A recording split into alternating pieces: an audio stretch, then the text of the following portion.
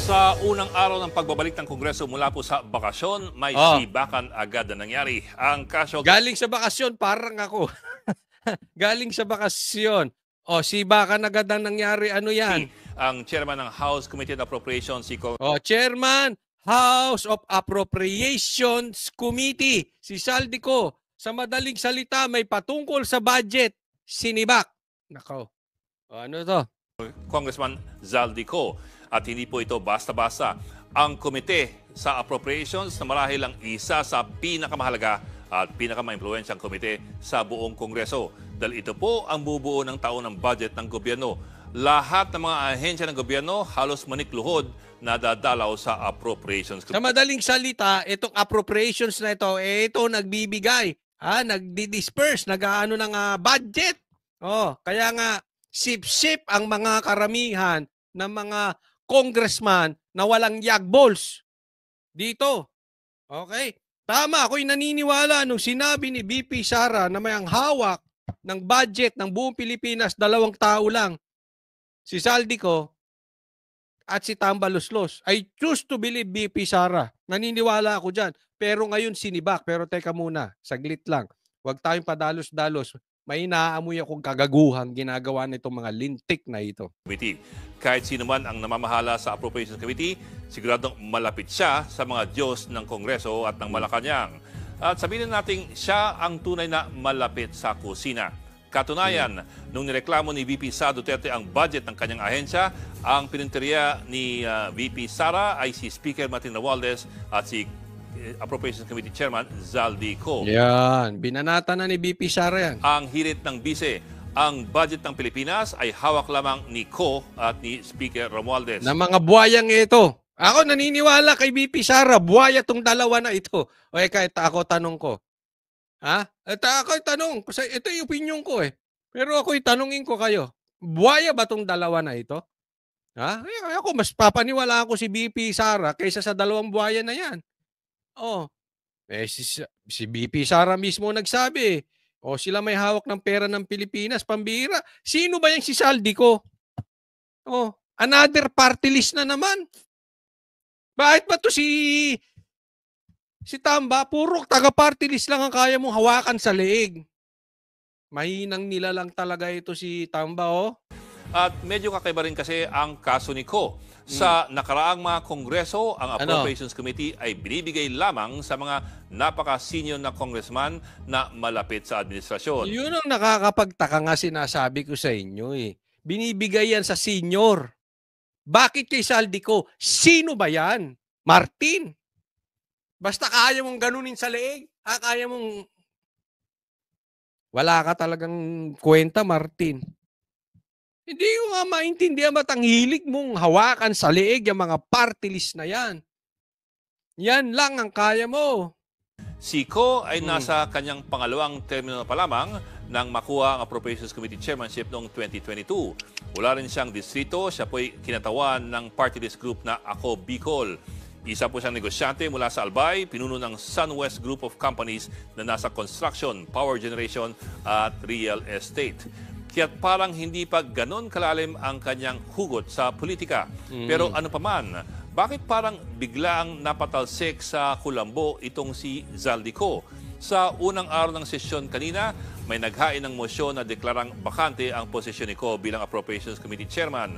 Ang pagdeklarang bakante ang isang posisyon ay katumbasan rin po ng pagsibak sa isang opisyal. At ang mosyon ay hindi galing sa kung sino-sino lamang, kundi sa mismong anak ng presidente. Ayan, dyan ako na, ito, sa 3 itlog na ito, ewan ka sa inyo kung anong paniwala ninyo, pero sa ako sa 3 itlog na ito, niloloko tayo na itong mga ito. Marcos, magluloko kayo. Kasi diniklarang bakante ang posisyon. So sa madaling salita, pinapatanggal ito si Saldico, sinibak ni Sandro. Of all people, bakit si Sandro pa ang magpapasibak diyan kay Saldico? Hindi ba kayo nakakaamoy ng kaduda-duda? Pambihira kayo talaga mga Marcos. Niloloko nyo ang mga Pilipino. Mga sinungaling talaga kayo. Arte ito para sa akin. Drama ito. Kasi ito, malaki ang rally. Kanina, malaki ang rally. Kahapon, malaki ang rally ng INC laban sa impeachment. So para pagtakpan etong show of force ng INC laban sa impeachment or laban sa gobyernong Marcos, ito, umiipalit itong si Sandro. Drama nyo yan. Kasi saka nyo siya sinibak nung tapos na yung usaping budgetan. Tapos si Marcos ang pagsasalitain ninyo.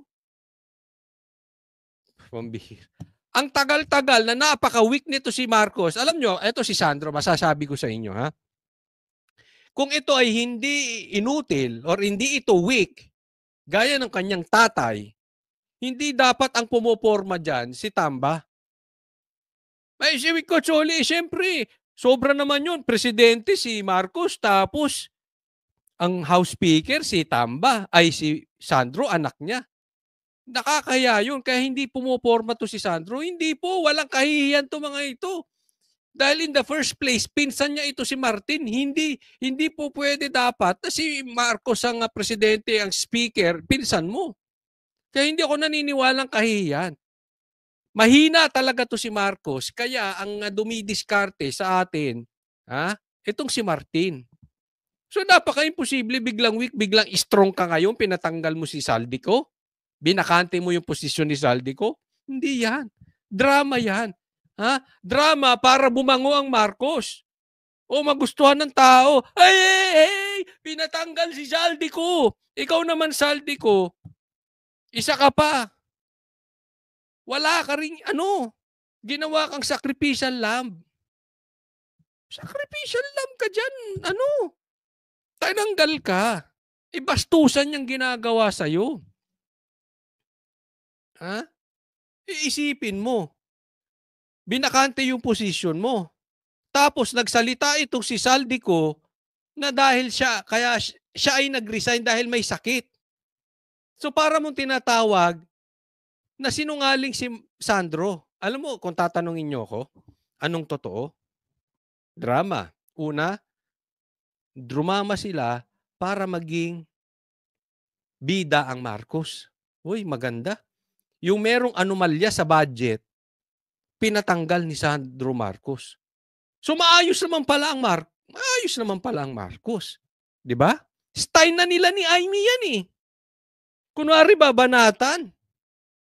Nakataya yan sa dalawang kampo. Nakataya yan sa dalawang kulay. Style.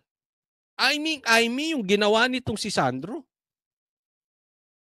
Tapos, kunwari, para hindi halata, pumalag si Saldico.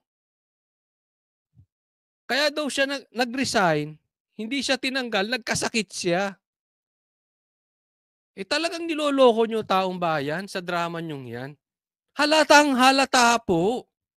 Kayo, tanungin ko, maniniwala ba kayo sa dalawang ito? Itong tatlo na ito. Sila yan eh. Sila yung may pakananang yan.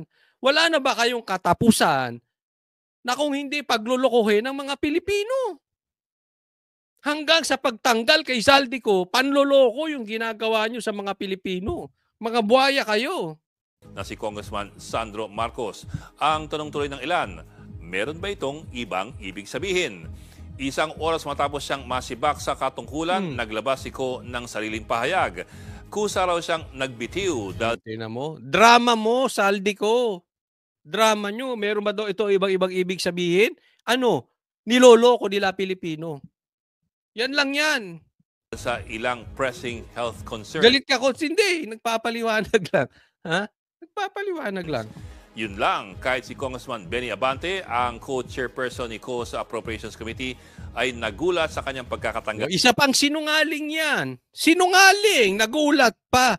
Kita mo, sino yung mga partido or sino yung mga, kumbaga sa isang pelikula, sino yung mga starring? Sila. Meron ba silang nag-react patungkol dyan na ibang congressman? Sila. Ito pa si Congressman atrasado. Congressman Abante, nagulat daw. Wow! Tingin nyo talaga sa Pilipino, bobo, no? At mukhang nagulat din sa kanya umunong pressing health concerns. Ito pa ang isang paramdam. Ang sabi ni Ko sa kanyang pahayag na he serves lamang at the pleasure of the majority. So mukhang hindi na ito pleasure ng majority o ng liderato. Ikaw naman, pati ikaw, niloloko mo tao. Hindi yan. Papaloko ka, oh. Style. Para ano? Sila masama, si Marcos malinis. Alam mo, kung patungkol to sa appropriation at merong anomalyang nagawa ito si Zaldico, dapat hindi pinirmahan ni Marcos. At pinirmahan niya yung budget. Di ba? Isa lang ang pwede kong matanggap dito, kaya ito tinanggal yung drama. Or isa pa pwede. Ano? Yung buwaya, winaya pa. Yung mga buwaya. Nagkabuwayahan, pambira. Kasi ang tao pag greedy. Hindi sila. Yung magnanakaw, galit sa magnanakaw.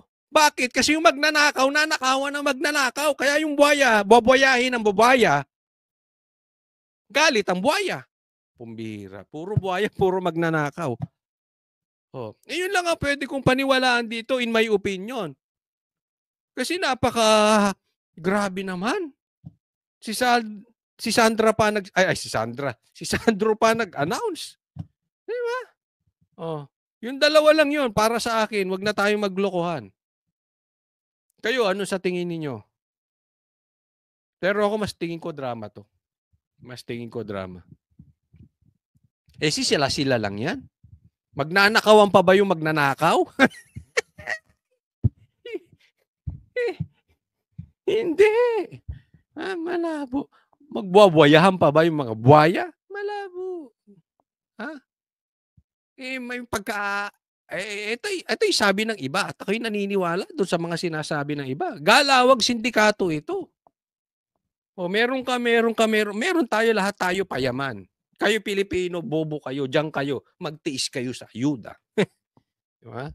Saan sumabit si Ko? Bilang Appropriations Committee Chairman, si Zaldico rin ang pinuno ng House Delegation sa Bicameral Conference Committee, ang grupo na gumawa ng pinal na bersyon ng General Appropriations Bill. Kung tanda po ninyo, sa BICAM nangyari ang maraming milagro sa budget gaya po ng paglobo ng Public Works budget ng 288 billion pesos at ang pagbawas ng pondo ng maraming social services gaya po ng DSWD, edukasyon, agrikultura at ang PhilHealth. Hindi kasi ako naniniwala doon na sa tingin nila nagkamali si Zaldico. Ano yan? Fall guy nyo? Kasi kung nagkamali yan, hindi dapat silang ayunan ni Tamba. Kung nagkamali yan, hindi sana pinirmahan ni Marcos.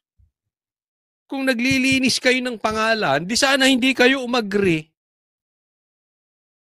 Di ba? Kung mali si Zaldico sa mga pinasok niyang yan, nako, katarantad. Health. Samantala, pinasok naman ang 26 billion pesos na pondo para sa AKAP. Ang ayuda para sa kapos ang kita na hinala ng marami ay pork barrel lamang, mga congressman. Totoo naman yan. Para sa akin, totoo yan. Yung hinala ng iba para sa akin. Pork barrel talaga yan. Mga senador. Lahat po ng mga ito naging sobrang kontrobersyal at kinailangan ng damage control ng Malacanang. Nag-line veto ang Pangulong Marcos sa halos 200 bilyong piso na mga proyekto. At sa huli, mukhang si Ko ang unang nalaglag dahil sa sigalot sa budget. Ang hindi lamang pumalinaw kung meron pang ibang malalaglag. Ako maniniwala lang at tayo ay magdidiwang. Marcos, matagal na naming sinasabi to. Matagal nang sinasabi ito ng mga DDS. Ang sumisira sa iyo si Tamba. At hindi kami maniniwala diyan sa drama ninyo unless si Tamba ang alisin mo. Ikaw ang naglagay dyan sa pinsan mo. Sino ba yan si Tamba? Bago ka naging presidente. Tapos speaker agad. Sino ba si Zaldico? Bago maging speaker si Martin, wala din. Kayo lang nag-ano dyan. Kaya tigilan nyo kami sa kadadrama nyo. Tanggalin mo si Tamba, maniwala pa ako. Huwag nyong lokohin ng taong bayan.